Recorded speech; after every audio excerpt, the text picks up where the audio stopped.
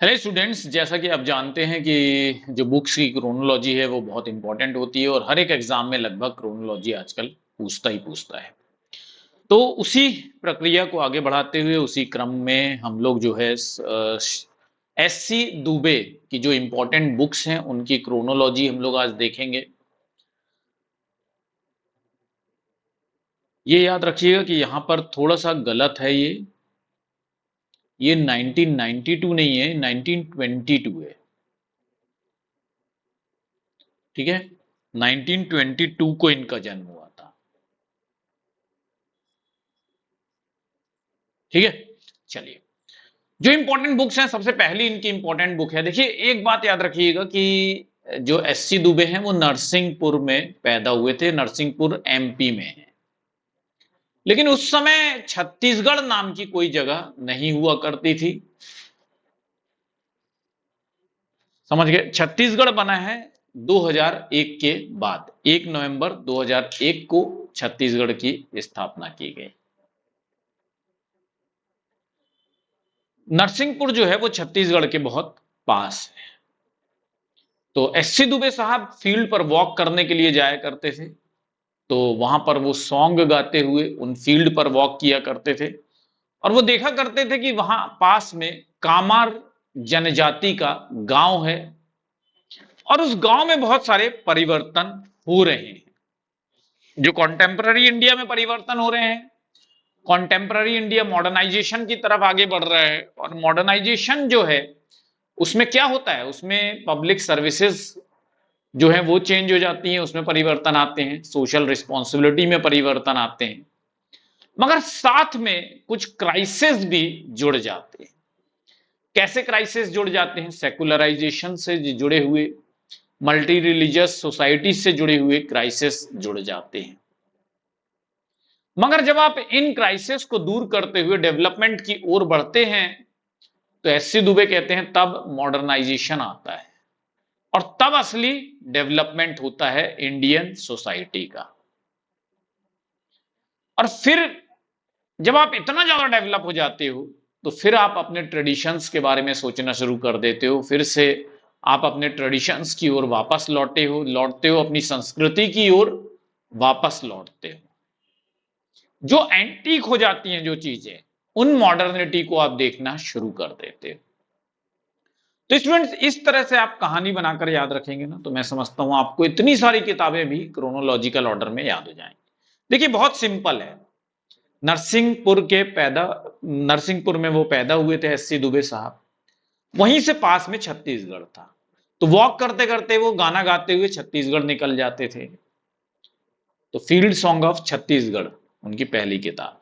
जब वो गाना गाते हुए छत्तीसगढ़ निकल जाते थे तो वहां पे एक कमार जनजातियों का गांव पड़ता था और उस गांव में क्या हो रहा था? चेंजेस आ रहे थे। क्यों चेंजेस आ रहे थे? क्योंकि कॉन्टेम्पररी इंडिया जो था वो मॉडर्नाइजेशन की तरफ आगे बढ़ रहा था।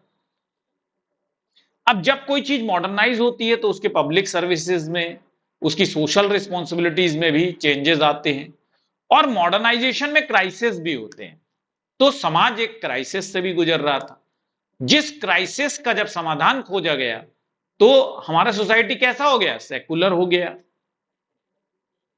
ठीक है, और सेकुलराइजेशन किसका पार्ट होता है? मॉडर्नाइजेशन का पार्ट होता है, डेवलपमेंट का पार्ट होता है। जो मॉडर्नाइजेशन, जो डेवलपमेंट हमारे इंडियन सोसाइटी में हो रहे थे, जब हम बहुत ज्यादा डेवलप हो गए तो हम वापस ट्रेडिशन और डेवलपमेंट की तरफ देखने लगे, अपनी संस्कृति की तरफ देखने लगे। हमें लगा कि यार ये कितनी एंटीक चीजें थी जो हमने खो दी हैं डेवलपमेंट के दौर में, मॉडर्निटी के दौर में।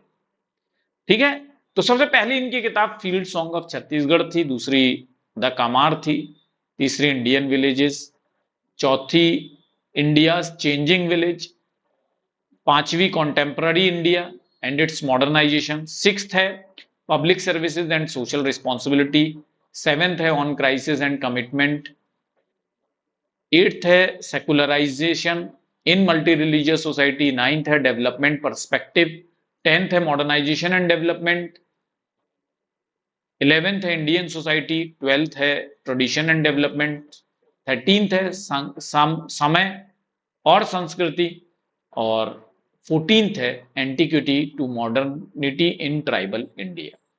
तो ऐसे 14 किताबों की क्रोनोलॉजी आप याद रख सकते हैं। सोचिए इस तरह से कहानी बना करके।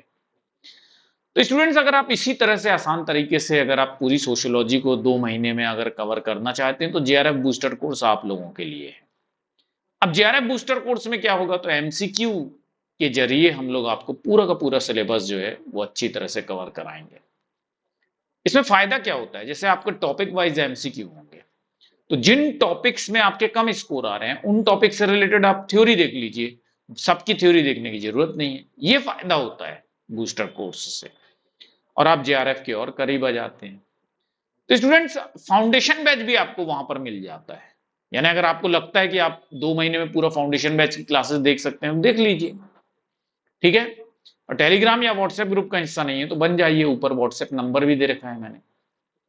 पेपर 1 की क्लासेस नहीं देखते हैं तो देखा कीजिए, क्योंकि पेपर 1 की क्लासेस के बगैर आप नेट जेआरएफ क्वालिफाई करना थोड़ा मुश्किल है, ठीक है। Thank you very much students, आशा करता हूं कि आप लोगों को अच्छी तरह से याद हो गई होंगी बुक्स की क्रोनोलॉजी, और नेक्स्ट थिंकर जो भी आप चाहते हैं कि उनका क्रोनोलॉजी करना है तो फिर आप मुझे बता दीजिएगा इसके कमेंट बॉक्स में, मैं वो थिंकर करा दूंगा।